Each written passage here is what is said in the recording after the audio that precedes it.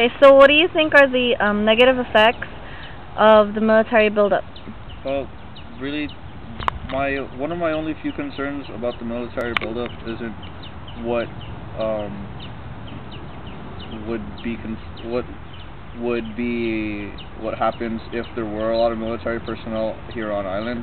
It's more of kind of like the negative effect that they bring on the island's own thought on the military, and kind of like their own how do you call it? Just how they would affect people's mindset in general. I mean, even without the military presence already being here on island, just the thought of the military coming here on island, it, everybody's always thinking such negative effects, like there's going to be an increase in crime, or the military personnel are going to be really rowdy at the bars at night. They're going to cause a lot of trouble. Like, even that alone, it's already bringing some kind of, like, it's already bringing a negative effect. Like, if when the military really does come here, it's not more of what their physical presence is going to do to change the island. My concern is what the emotional and psychological effects would be on the island.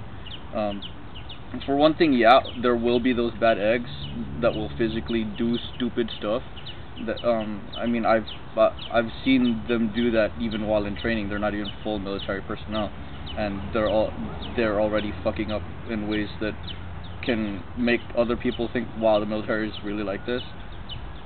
But overall, there can be some positive change, but it seems like too much already has been put on too much spin has been put on the negative side, that it makes people think that all the military is going to do is just make things worse. I mean, okay, there's going to be a change in culture, but it's not something that's already happening here. If we want to protect the island's culture, you can't just blame it on the military going to be able to destroy the culture. People need to start focusing on what's happening now. Say the military doesn't come. Does it mean that our culture is going to lose out? Mm-hmm. But it's still going to lose out, because a lot of the younger generation isn't being given the opportunity to learn it, as well as people even before I did learn about the culture. If that's a lot of the things that I hear about the negative effects of what the build-up is going to be. Oh, it's going to affect our culture. It's not going to affect the culture as much as how we're affecting it now. If we don't strive to protect the culture now, there might not even be much of a culture to stop losing when the military gets here. Okay, but aside from that though, how do you think economically it's going to affect this negatively? Economically, that's a big question, and that's a really good question, because in a way the military can bring up the island's economy, but that's if they want to utilize the services that are offered off base. A lot of the times, most military personnel don't really need to don't need to do any grocery shopping or anything outside of outside of the military base, because they have everything that they need there. If they need something off island, they don't have to go to Home Depot or anywhere else to kind of get to get what they need. They can go to the exchange. They can have it ordered off island, and it'll be shipped to them, and they won't have to worry about losing anything.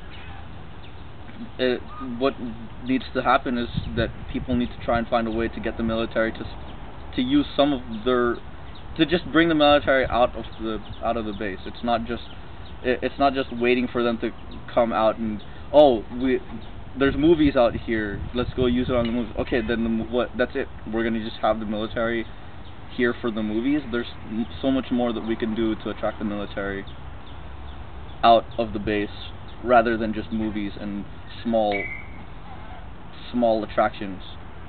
Okay, what about everyday life? Do you think there would be a really huge impact on that, or not really, it's more of a minor one? It's gonna be minor. I mean, like I said before, a lot of the military will probably just stay inside the base. Their jobs are there.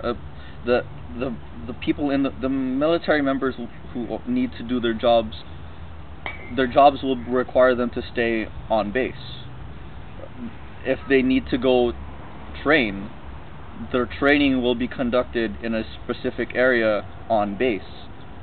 It's not gonna affect as much of our our daily activities as we kind of think. Okay, we'll see a lot more presence of the military, maybe in the mall. That's pretty much how I'll see it. Like, we'll see them in public spaces, but it's not like the roads are going to be crowded with so many military personnel just because they're trying to get somewhere. Most of them will be stationed on base. They don't need to travel from, say, here in Tidan all the way to Anderson or all the way down south to the naval base. About the saying that they're going to be taking our land. What's your view on that? Taking our land. I really don't know what needs to happen about that. I mean, I'm misinformed in that, and I'm not afraid to say that. I don't know what the land situation is here on island, and like how easily it can be given to the military.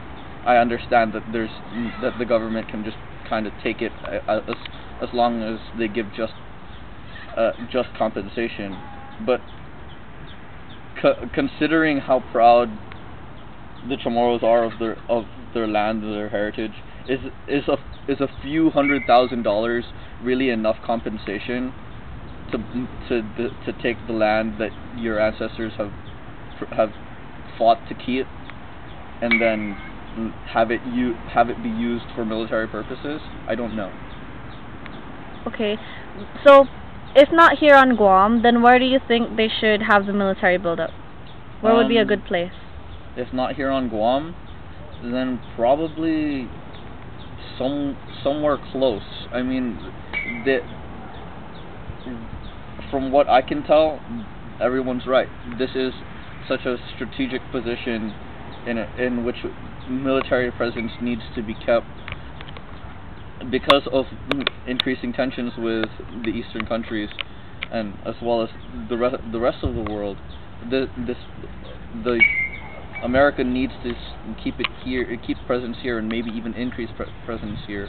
But if they can't do it here, they need to find a place relatively close, so that just in case something happens, they don't have to travel don't have to travel a whole day just to get here and stop whatever's happening. By then, one day is too late.